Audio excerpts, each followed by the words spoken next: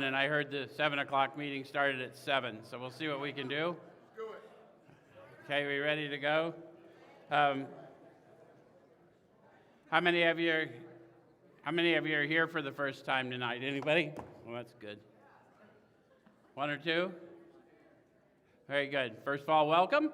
Second, let me warn you in advance, you're liable to perceive us just a little different than other meetings of other fellowships you may have attended. The primary reason that's liable to happen is that we intend for you to have a very different experience here. What we do here, we've been doing for a lot of years. We take a look at the suggested instruction for a step or so a week directly out of this book, and we use this book in 12-Step Recovery. Why? The process described by the authors of this book has been proven to work with addicts of the hopeless variety, addicts to alcohol and other substances. So what we do here is not so much tell you what the book says, because what it says to you is none of my business. But what I can do is I'll show you how I find my experience in it, because it's a book of experience. The authors tell you about their demographics. They tell you that half of them were atheists or agnostics, the other half were believers dying in alcoholism. They were business leaders, they were clergy, they were lawyers, they were doctors, they were intelligent and educated people, and they lay out a very clear case for why it makes more sense to believe than not to believe. And so last week, if you were here or you tuned in, we introduced you to the power we come to believe in, and it's tangible power, no less tangible than if you stuck your finger in a light socket, you would experience its effects. Yes? Have you ever accidentally shocked yourself and experienced the effects of electrical theory? Okay, so that's the point. They went to great lengths to let us know that we don't expect you to come to believe in something you can't experience tangibly. So based on that encounter last week, we're going to make a decision. We're going to now ask that power we have encountered to go with us on a searching and fearless internal search to learn the truth about me. Not my truth, not your truth, but the truth about me. Does that make sense? And that leads us to page 58 of our books, if you're following along in your book. And I always recommend that you do. It's never a good idea to let people read your book for you, because if you do that, you're giving me the power to think for you. Because I'll just tell you what it says, and you take my word for it, and then you'll think what I said was true, and you won't have verified it. Have you ever thought something was true and started sharing it with other people and then found out it wasn't true, and you're like, how come We got a whole fellowship of people that do that. Okay, so we're in the chapter, How It Works. Rarely have we seen a person fail who's thoroughly followed our path. Big, powerful sentence, right? Notice that they did not say paths. Interesting. 100 of them agreed on every word. They meant the words they said. They said the words they meant. They told you the book was written by the first 100, and it was the experience of the first several thousand, but they're discussing one path. Interesting, isn't it? Those who do not recover are people who cannot or will not completely give themselves to this simple program, usually men and women who are constitutionally incapable of being honest with themselves. So I would ask you, honest with themselves about what?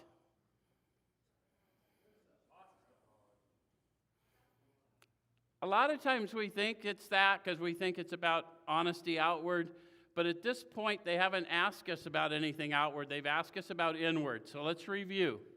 Let's go back to the doctor's opinion, and let's go to Roman numeral 28, XXVIII, and let's go to the bottom of that page. And it says, men and women drink essentially because they like the effect produced by alcohol. Do I have any drinkers here? Did you like the effect produced by alcohol? Are you sober now? Can you bring to consciousness right now that sense of ease and comfort that comes if you had a drink? Breathe it. Some of you are trying. What, the rest of you are afraid? So the point is, if you're honest with yourself and you try, sitting here stone cold sober, you can bring to consciousness right now your awareness, that sense of ease and comfort that would come at once by taking a few drinks. Yes?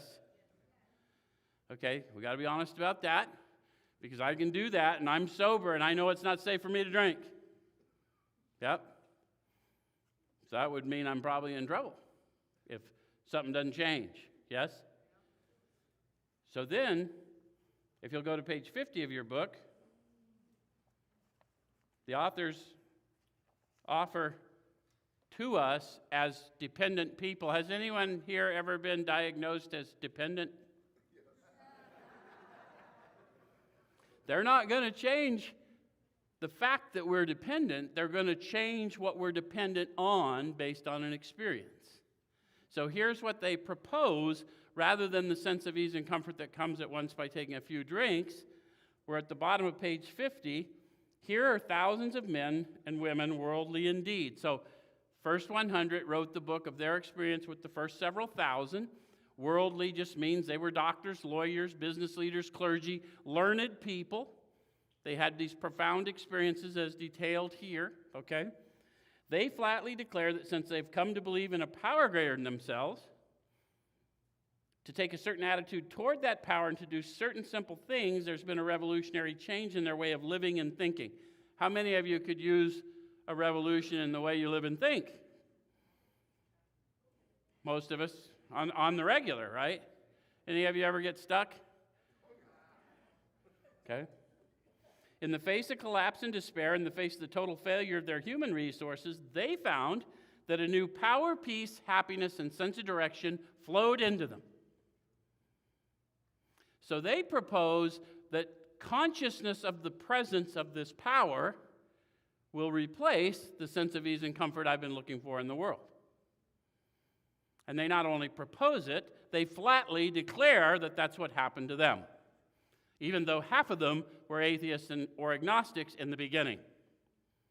Does it sound like a plan that might work? How many of you think you might have been addicts of the hopeless variety? How many of you have tried plans that didn't sound like they would work just because it was a fucking plan? So it ain't like we're losing much to give it a go, is my point. But these guys are declaring it, and millions have recovered because of their experience. Yeah? Okay, so now we're back to what we have to be honest with ourselves about. I have this problem. As much trouble as alcohol, methamphetamines, cocaine, and heroin have caused me, I can still bring to consciousness the pleasure of it right now, many years sober. And I still kind of like that ease and comfort that comes, if I'm honest with myself, yes? And I'm willing to believe that I might improve consciousness of power, peace, happiness, and a sense of direction in a way of life that is progressively satisfying based on the experiences I hear in the rooms and then what's documented in this book, yes? Okay, so now we're there. They're naturally incapable of being honest with themselves. There are such unfortunates. Have you met those people who, regardless of what you tell them about the difference between the program and the fellowship, they're willing to sit in the meetings, or they're willing to make up their own way, but they're not willing to take a look at their step experience? Okay, so we know there are such unfortunates. And it says they're not at fault. They seem to have been born that way. They're naturally incapable of grasping and developing a manner of living which demands rigorous honesty. So I'm always going to have to demand honesty about the way I'm thinking and feeling, and instead of blaming you, take ownership, 100% responsibility of my emotional nature, rein it in, find out what's causing the storm. And I'm not capable of doing that now, but I've encountered power that perhaps in time I can improve consciousness, and maybe a higher percentage of the time I'll be able to be kinder than I feel like being. How many of you have had the experience of being able to be kinder than you feel like being? You saw how you really wanted to act, but you acted better? What is that but a power greater than you operating through you? And if that's happened for you on a progressive basis, would it make sense to try and improve consciousness of that and get even freer? Okay. It's more logical than to believe than not to believe based on their experience. Remember, that's the case they're laying out. All right, so their chances are less than average. There are those, too, who suffer from grave emotional and mental disorders, but many of them do recover if they have the capacity to be honest. How many of you have been around our rooms and meeting halls and what have you, and have met those people with grave emotional and mental disorders? Can you see one right now? How many of you have been here long enough to know it's you? If we stay here long enough, we realize they're talking about us. Have you ever noticed how when we first get here, we don't really think we belong? And if you don't believe that about fellowships, how many of you made it to public detox on the way here? Community Bridges? Do you notice there's a whole lot of people down there we didn't want to be like, right?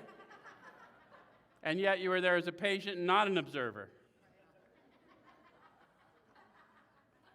So you're here as a patient, not an observer, and there's people with grave emotional and mental disorders, but they do recover if they have the capacity to be honest. In other words, start owning my stuff. Make sense? Okay?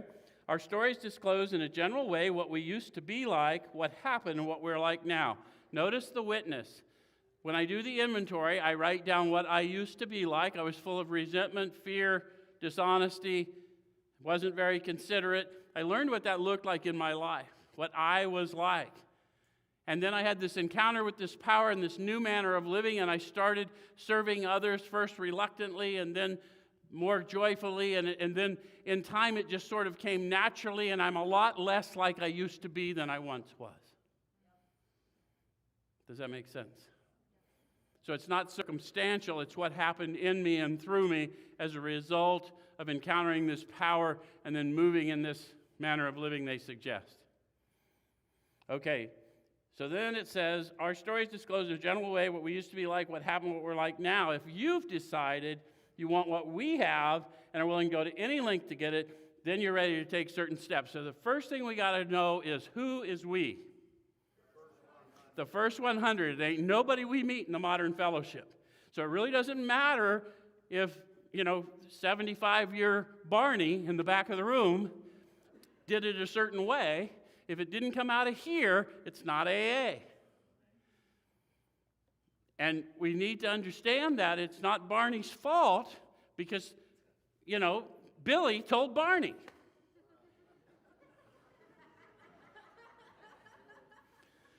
But if I'm dying in addiction, I need to know who we is. What did we have that I'm willing to go even to certain lengths to get? Fuck any lengths. Are you with me? Okay, so I'm going to have to go to page 25 and see what it is they had.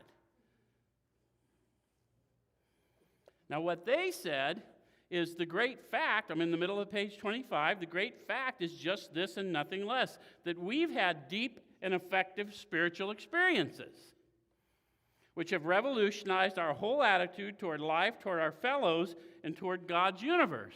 Remember when they witnessed they had revolutionized the way they lived and thought? This is them collectively describing this experience. The central fact of our lives today is the absolute certainty that our Creator has entered into our hearts and lives in a way which is indeed miraculous. He's commenced to accomplish those things for us which we could never do by ourselves. Now, you may not know that now, but remember this is the other side of the step experience, and they're talking about several thousand people, so 100 worked with thousands in order to get several thousand recovered, so they had some experience by then.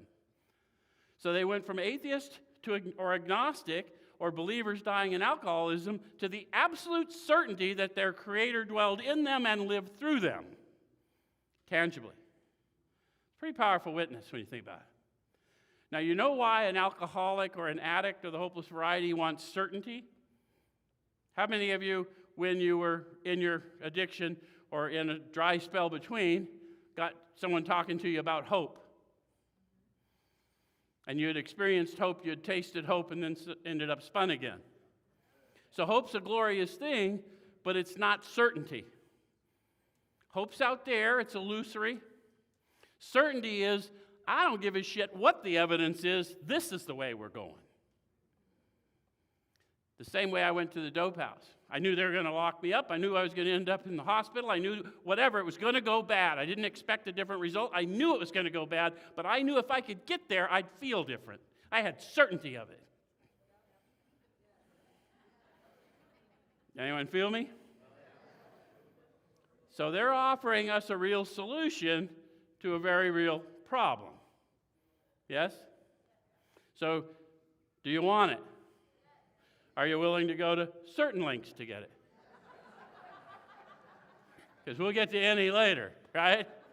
We let you see that one day at a time. Okay. All right. So if you've decided what you want, what we have, and are willing to go to any length to get it, then you're ready to take certain steps.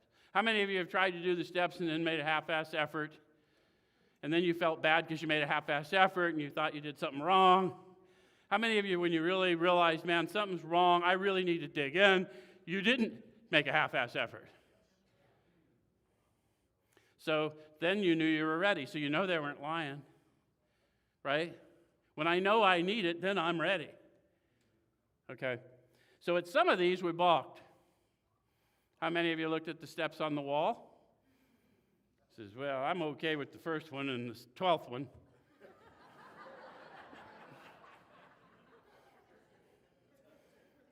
I'm not too sure I want to cop to some of that other shit over there, and I'm damn sure not paying that guy back. So all of that is a path to fitness so that I can properly serve.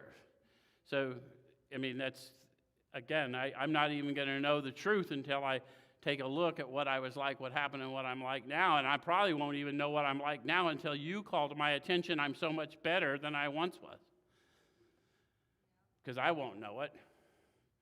You'll know it, and then you'll say it, and then I'll go, oh, cool, I met God. God sees to it I do a little better. Right? Because that's my third step commitment. Okay. So at some of these we balked. We thought we could find an easier, softer way, but we could not. With all the earnestness at our command, we beg of you to be fearless and thorough from the very start. Some of us have tried to hold on to our old ideas, and the result was nil until we let go absolutely. So how many of you have considered, the author said, where's the main problem center? In the mind. How many of you have discovered that your mind is an old idea factory? How many of you have learned as you moved into the manner of living, you didn't even know what your old ideas were until you started going out and trying to help people and discovered, do you ever notice how annoying we are as a class? And if you don't love people, you don't know God, because God loves people. See? So that's how you're going to know. Okay. So remember that we deal with alcohol. Cunning, baffling, powerful. Without help, it's too much for us. But there is one who has all power. That one is? See, we know that answer, but what do we really believe? But how many of you thought today someone else caused you to think or feel a certain way? Did you call them God? Because they owned you in that moment. Do you understand why we need a manner of living? Because I will run through life thinking that out there is causing how I think and feel, and that out there has no power to cause how I think and feel. It simply reflects how I'm thinking and feeling. And until I grow into this manner of living and wake up, I'm always going to think that world out there is causing how I'm thinking and feeling, and I will eternally suffer. How many of you have noticed that? Okay, so we're going to probably need to move on through the process. So half measures availed us nothing. So their first solution was to employ half measures. That's the only way they could know. How many of you thought this was a book of perfection? This is a book of mistakes. It's a book of their witness of what they did, discovering what would have been better. How do you learn? You fuck shit up and you discover what would have been better. That's how all humans are. We can learn from the experience of another, but we are reluctant to do so. Because we're show me, don't tell me's. Yes? Okay. So, we ask his protection. We stood at the turning point. We ask his protection and care with complete abandon. Here are the steps we took, which are suggested as a program of recovery. Notice how they didn't say, here are the meetings we attended, which are suggested as a program of recovery, go for 90 days. They did not say that, did they? You can sit in a meeting for 9,000 days and you'll still be a dry drunk if you're not doing this and you belong here. If you can sit there that long. Most of us can't. So this is the program. That's the fellowship. Little Trick, we're better fellows if we're also in the program. We play better with others. See, this isn't a book on how you should behave. This is a book on how, if I will try and behave, it won't matter to me how you behave, which makes me effective as a servant. And it isn't until I awaken to that that I get relief, get free of me, so I'm free to be me. Make sense? Okay, so we're going to jump over to page 60. And it said, many of us exclaimed, "What an order! I can't go through with it." How many of you wouldn't have said it quite that way, but that was your same thing? So I don't know why somewhere along the line we started in fellowships going, "Oh, bullshit." Dude, we all think, are you kidding me? Is this a cult?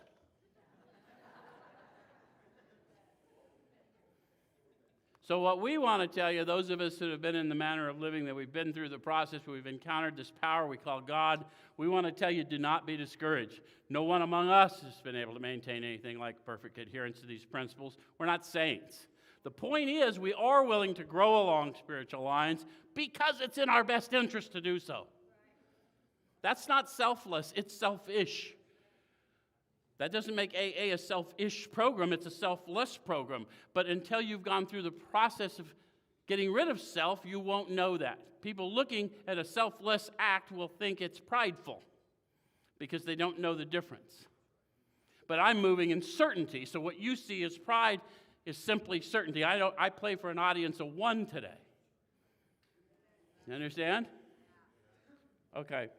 So it says, do not be discouraged. No one among us has been able to maintain anything like perfect adherence to these principles. We're not saints. The point is, we're willing to grow along spiritual lines. The principles we have set down are guides to progress. We claim spiritual progress rather than spiritual perfection. So within the steps, you'll see promises. The ones they hung on the wall happen to be in the 9th step. And people told you they were the promises or the 12 promises. Remember, some drunk did that. That's not what they are. They are promises of that level of consciousness. And there's 7 distinct levels of consciousness. They describe their states of being as you awaken. And they tell you, by the end of it, we're not fighting anything or anyone, for by this time sanity has returned. Why would insane people wrestle with illusions? Sane people know them to be illusions. Does it make sense? Okay. So we claim spiritual progress rather than spiritual perfection. Our description of the alcoholic, the chapter to the agnostic, and our personal adventures before and after make clear 3 pertinent ideas. A, that we were alcoholic and could not manage our own lives. Now they split that over 2 steps, right? Right? The unmanageability, I copped to it in one, but they didn't show me my human condition that I, prey to misery and depression. They didn't show me that till the step 2 experience. So I already took a little act of faith just to make the admission and move in to the encounter. That's why we don't want to change the writing of this book, because it's laid out so precisely that the minute I add my spin to it, I've stolen from their testimony. And I deceive everyone that hears it after that. So we have no right to do that. That probably no human power could have relieved our alcoholism. How did we come to that conclusion? Because we've tried, man, right? As a class, we are not quitters. People tell me they quit. I go, you don't belong here. I don't quit nothing, man. They had to beat the shit out of me to get it out of me. And then I found out that I was they. And see that God could and would if he were saw.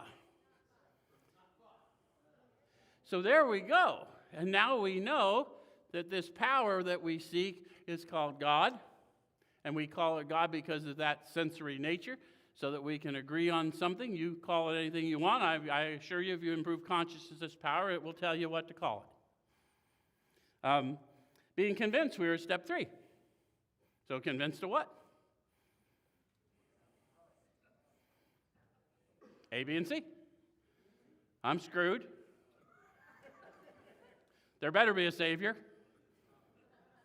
Let's see if I can catch him. Okay. So, which is that we decided to turn our will and our life over to God as we understood him. That's another big deception we hear in the rooms. I hear whole fellowships based on it. They did not say a God of our understanding, and they did not say a God of your understanding. They said God as we understood him. Who's we? What did they tell you was their experience of God? Power, peace, happiness, sense of direction flowing in. It wasn't a concept. It wasn't a fucking chair. It wasn't a light bulb. It wasn't a group of drunks. One path, one power, tangible manner of living. Does that make sense? Who felt that? That didn't come from me, man. That's happening in you. That's the power we call God. Okay. So, just what do we mean by that, and what do we do? Well, what do we mean? What do we do? Neat thing about this book, they don't ask a question they don't answer. The maddening thing about the book, in order to get the answer, you got to read the book. So if we want to know what do we mean, what do we do, we'll have to go see what they mean and what they did. Make sense? It ain't what I think they mean and what I heard she did. That won't help. Okay. So the first requirement is that we be convinced that any life run on self-will can hardly be a success. So are you convinced? Based on what? Based on your experience. Now read the sentence again. It says any life.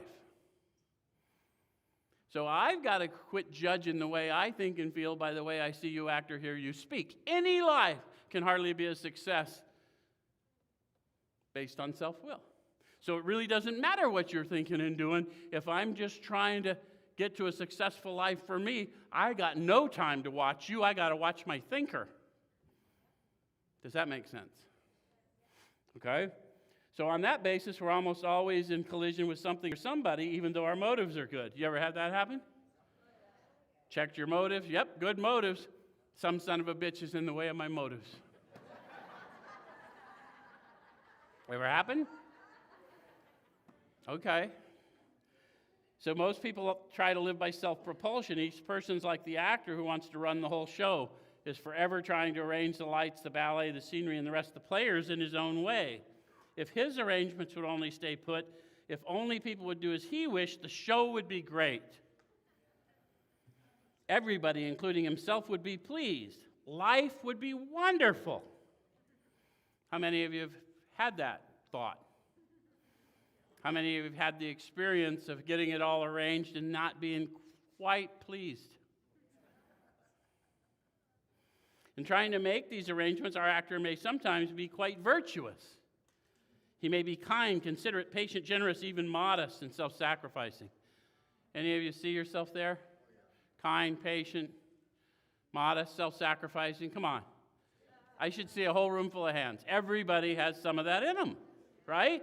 Is that true? Okay. On the other hand, he may be mean, egotistical, selfish, and dishonest. How many of you see that?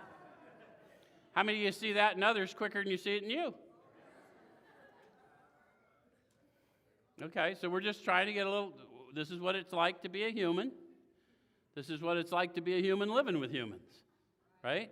Okay, and then it says, but as with most humans, he's more likely to have varied traits. How many of you have discovered that? So that we don't throw away the human being because of human activity. We separate human activity from human beings because we know that they have varied traits, right? Does it make sense? It makes sense now, but if I don't stay in the process, I'll be convinced that you're fucking with my serenity. Right? Okay. So, hence a manner of living. What usually happens? Yeah, and we end up in a freaking treatment center on Thursday night because where else would we go on Thursday night? The show doesn't come off very well. He begins to think that life doesn't treat him right. He decides to exert himself more. He becomes on the next occasion still more demanding or gracious, as the case may be, and still the play does not suit him. Have you figured out why the play doesn't suit him? I can tell you why for me. See, what they were talking about is the show that is my life. And here I am on the stage of my life, ready to play the part that is my life, and the light pans to Joe, and he's off arranging the lights, the scenery, and the ballet. See, the show can't come off because I wasn't there to play my part. I don't know what it's like for you, but that's what I discovered. That there's no way that it can come off if I Don't answer my cue. So, admitting he may be somewhat at fault, he's sure that other people are more to blame. He becomes angry, indignant, self-pitying. What is his basic trouble? What you want to do when they have a question mark is go inward, because eyesight without insight is spiritual blindness. So it's always a matter of what's God showing me, what are you showing me, whatever the nature of your relationship is in your growing relationship, what are you showing me, right? And you'll get better tools as we get through the step experience. Okay? Is he not really a self-seeker even when trying to be kind? So how many of you have noticed that? Did something nice for somebody, completely selfless. They didn't show appropriate appreciation. And now I'm angry at them for not appreciating my selfish act or selfless act. Here's one more common in the digital media age. How many of you have taken a selfie of yourself being selfless? Is this me feeding the homeless?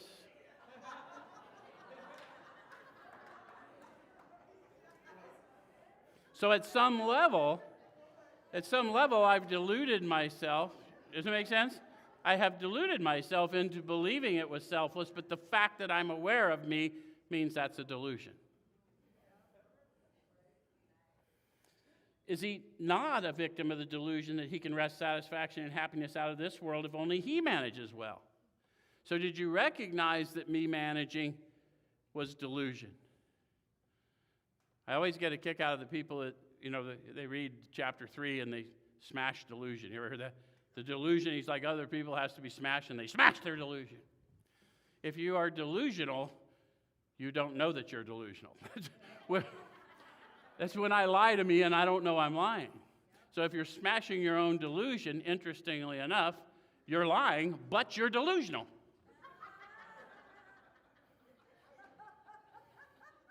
I can't smash a delusion that I don't know I have.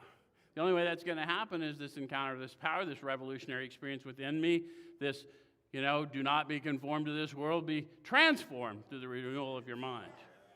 Make sense? Okay.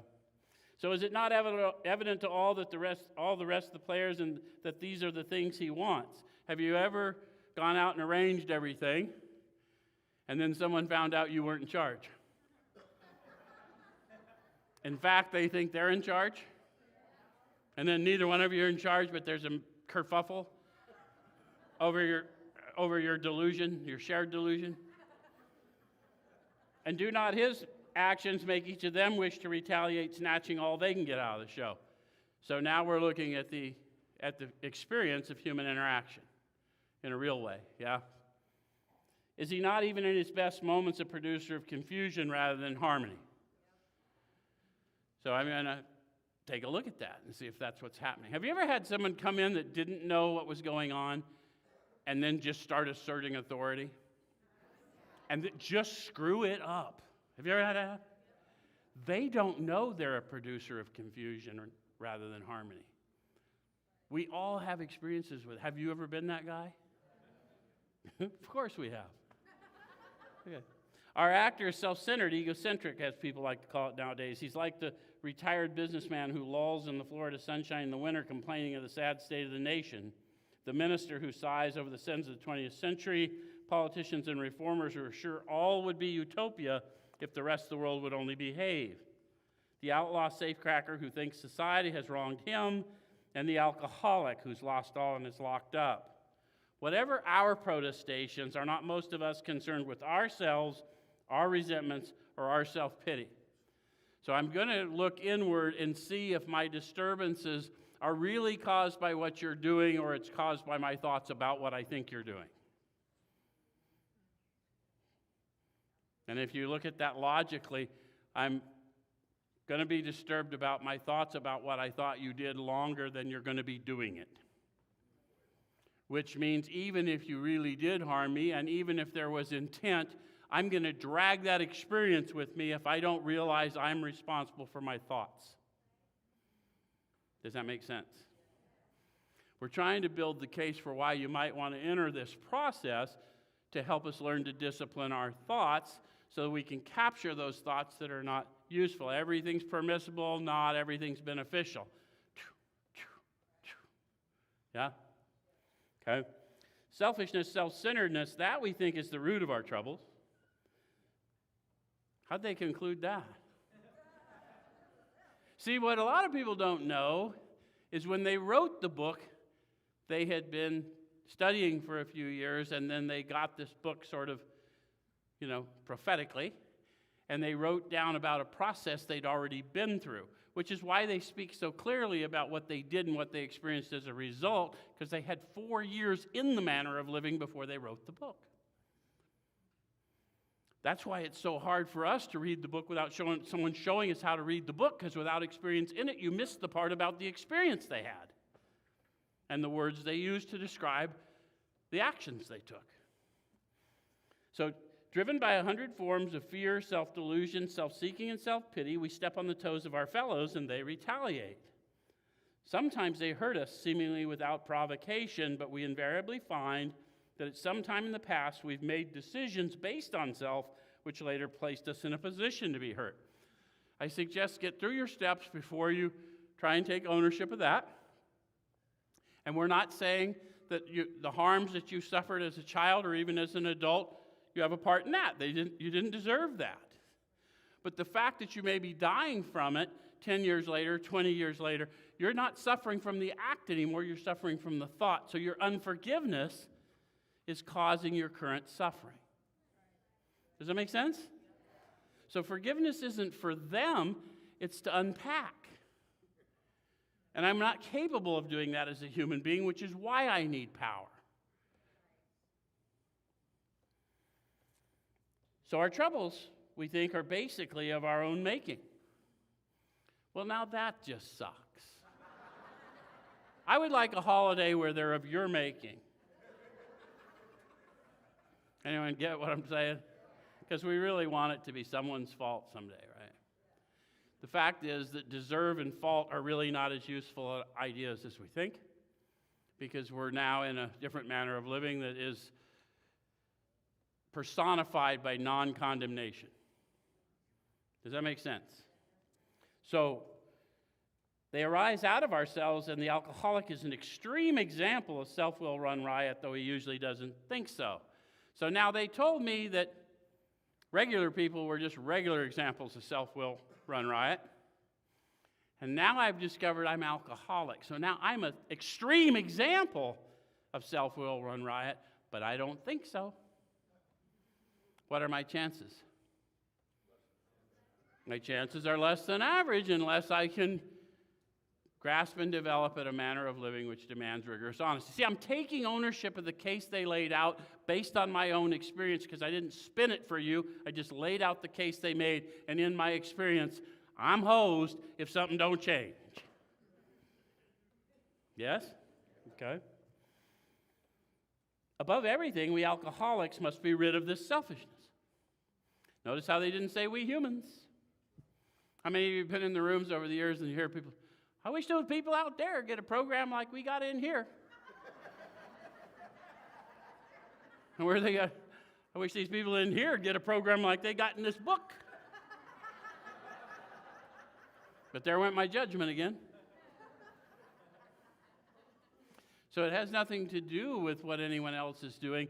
I got to be rid of selfishness, and the whole idea that I think I can get rid of it indicates how poisoned I am with it.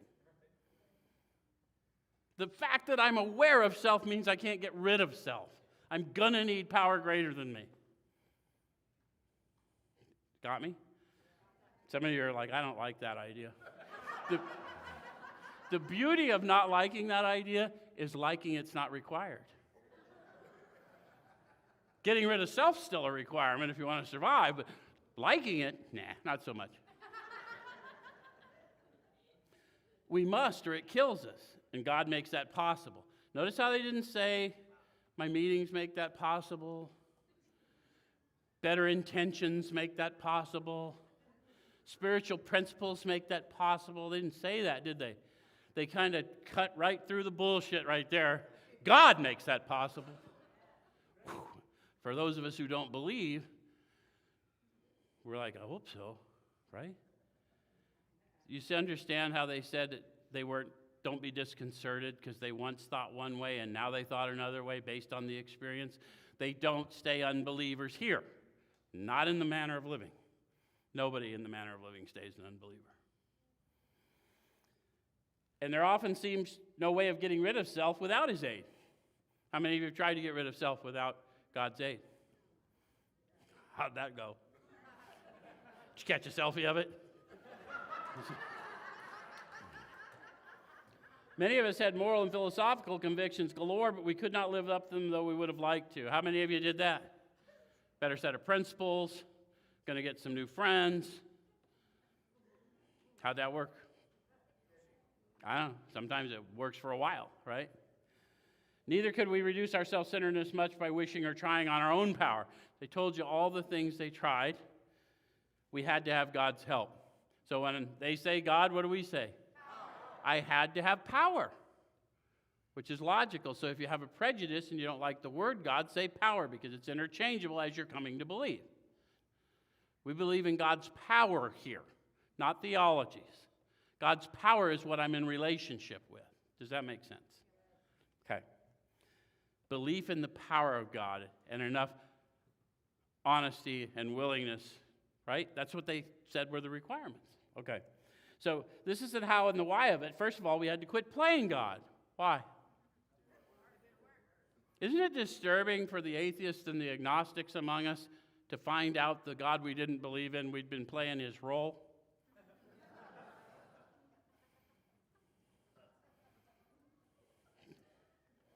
Anyway, the reason we had to quit doing it is it didn't work, right? Because we don't any of us get here on a winning streak, right?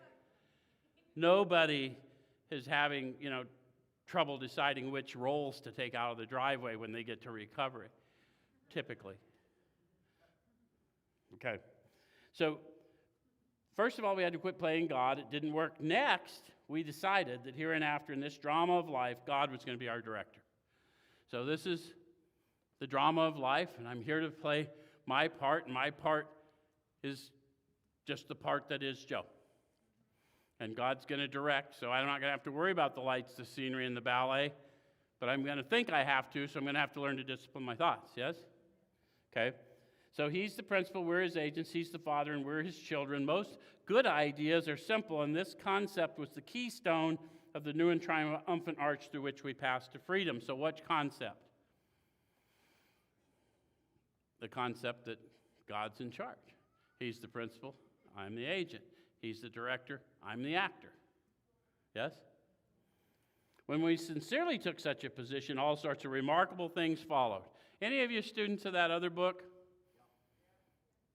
Signs and wonders follow us in 12-step recovery. When we sincerely take such a position, and we go out and we see the prisoners set free, we see the blind receive sight, we see the lame walk. If you don't believe me, come hang out here. We had a new employer being all-powerful. He provided what we needed if we kept close to him and performed his work well. How would I do that? Power presents from within me as power, peace, happiness, a sense of direction. Anytime I'm performing his work well, I will feel it. So will you, if you're the subject of it, right? Depending on what we're doing. How many of you know what I'm talking about? How many of you like to take people through 5th steps because you love the buzz? Established on such a footing, we became less and less interested in ourselves, our little plans and designs. How many of you discovered how little our grand plans and designs were as you grew into this master plan? Anyone know what I'm talking about? You come to recovery and you're like, get the courts off my ass. And, a minimum wage job. I'm Ducky. Or am I the only one who tore it up like that? Not in this crowd. So I had a much smaller view of what God's plan for me and for you was. And I have become a lot less interested in my little plans and designs as I've seen the big dance floor.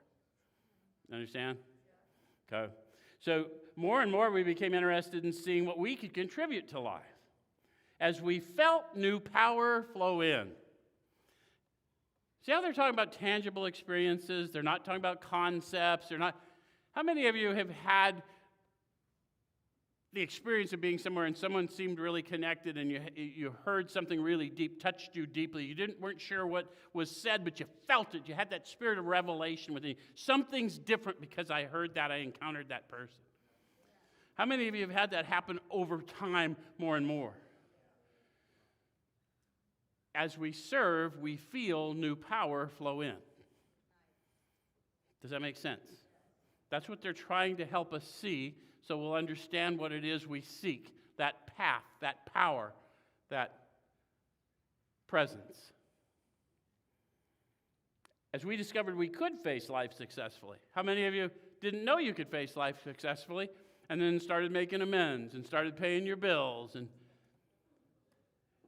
did you notice all your circumstances didn't get taken away, but your hopelessness, your dishonesty, your restlessness did, because all of a sudden you started feeling some accomplishment by doing simple things, and then you did more complex things, and one day you're like, look at me all big, grown up and shit.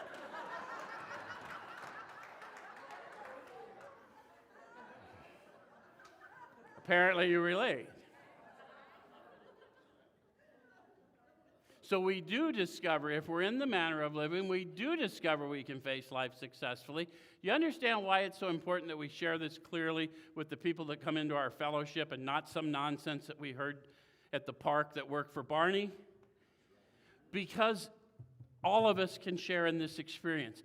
In the beginning, from 1939, the publication of this book, all the way to 1955, they had a 65% documented efficacy.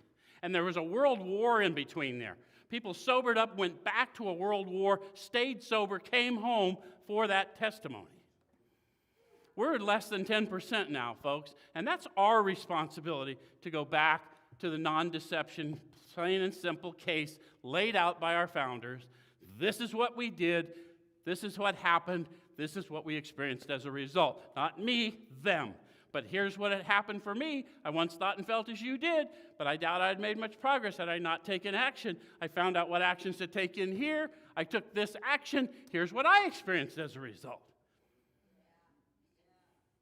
Simple stuff, but not easy. Price has to be paid. Meant destruction of self-centeredness. It doesn't matter if I think I know a better way. They showed me the way. Okay. As we became conscious of his presence, that's a capital H. What are you talking about? Must be talking about that power. What does it mean to be conscious of his presence? I'm aware that I'm aware. There's power flowing through me that it is not of me. How many of you have had that revelation?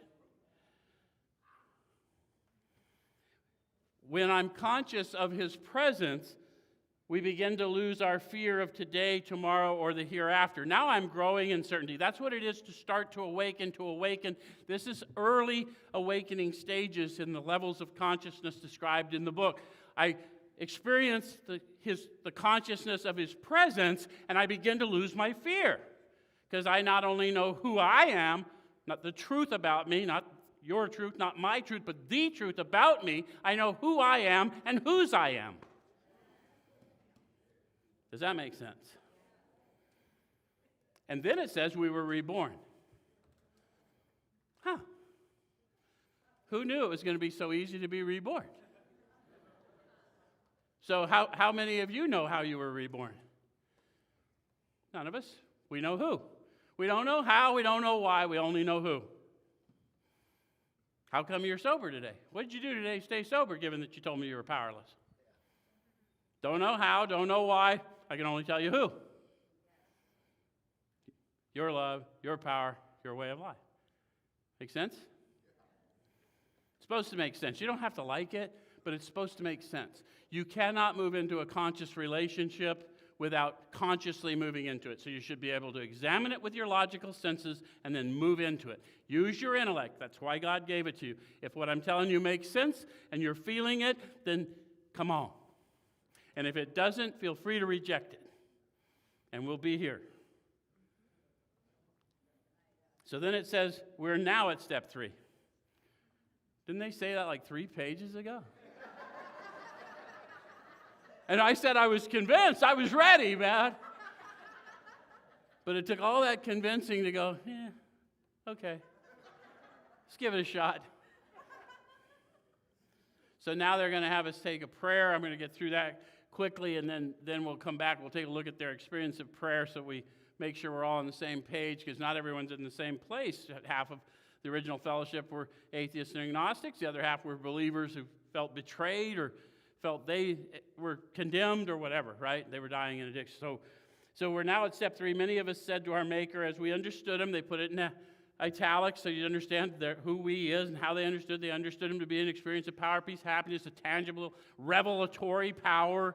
Bill said it made him swallow hard. It was a power within him, tangible sensory power. Yeah? That's what he understood. And they always put it in italics because the God I understood then is not the God I understand today, because it's a growing experience. Yes? Makes more sense than a doorknob. Especially, I'm going to say a prayer, right?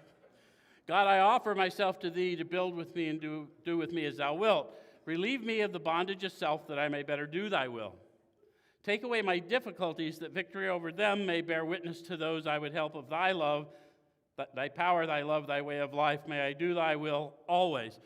There's no amen there, because it's only half the prayer. I know some drunk handed you a card with an amen and said, there's your 3rd step prayer. But God doesn't make too hard terms, so he's not going to ask me to commit to something he doesn't show me. So this is just power to go in and see what I was like, what happened, what I'm like now, so I'm a proper witness.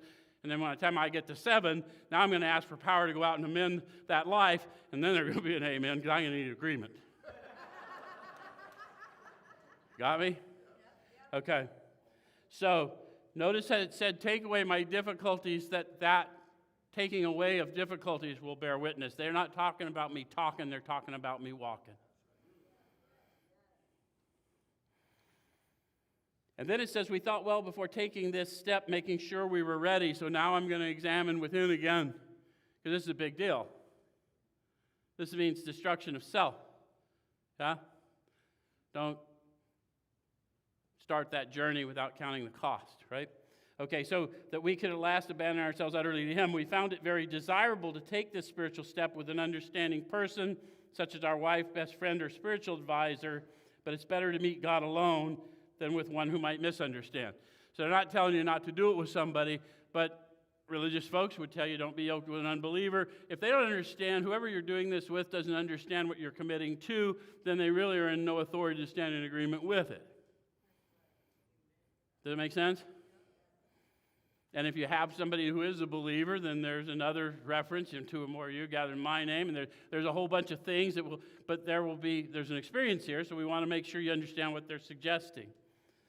The wording was, of course, quite optional, so long as we express the idea, voicing it without reservation. So people that come here with doubts about the power, and they express that honestly, then we say, look, gotcha. Because you may not have a profound experience in 2. You may not have a profound experience until you go through your steps and take someone through their 2. But what we want you to do is to take the time to consider what you're asking. I'm going to go serve people anytime they call. I'm going to be, on call for God to go serve addicts, alcoholics. Most of us, by the time we get here, we know what that looks like. We've been in detoxes. People we didn't know came and tended to us. We know what it looks like. Okay? And then, how many of you talk in King James language? 2 of you? Good. So if you don't talk in King James language, talk to God the way you talk, because God knows how you talk. Your words aren't for God. Your words are for you. God's going to agree with you. Does that make sense? Voicing it without reservation. They told us that the first step of recovery was what? We learned that we had to fully concede to our innermost self. That's the first step of recovery. I have to voice it without reservation, because one cannot fully concede to their innermost self based on a lie. It's not possible, right? So I'm ready to do this. I'm at least ready to do the inventory, right? Certain steps, not any lengths. Okay. This was only a beginning, though if honestly and humbly made an effect, sometimes a very great one was felt at once. They're warning you, if you go sit in a quiet place and you speak to this power you've encountered, or this power, to a God I do not know, whatever's going on with you, if you will look yourself in the eye in a mirror and you'll offer yourself in this life of service, many times an effect is felt at once. And they talk about the effect of a cool mountaintop, a breeze blowing through a mountaintop and all kinds of things that they talk about, the experience of rivers of blowing water flowing from within. That's what they're talking about. But it may be an outwardly effect. I'm going to run out of time, so I'm going to tell you just one story. I've told it lots of times, but it's operative. A guy that had been in fellowship for 10 years, I encountered him a few years ago. He said, I really just want to do the step experience you talk about. I said, well, let's do that. And I sat down, and we did the first 1, 2, 3 with him. And then I said, stop right there. I want you to go consider it. Do whatever you're going to do for a prayer, write a prayer, say the prayer. But then call me tonight and tell me the effect you had. And if you had an effect, we'll move into getting some inventory done later. And so I sent him on his way. I showed him all this stuff. I get a call later that night, and he says, well, I said that prayer, and I didn't feel a thing. But my inventory's done, and I'd like to discuss it with you tomorrow.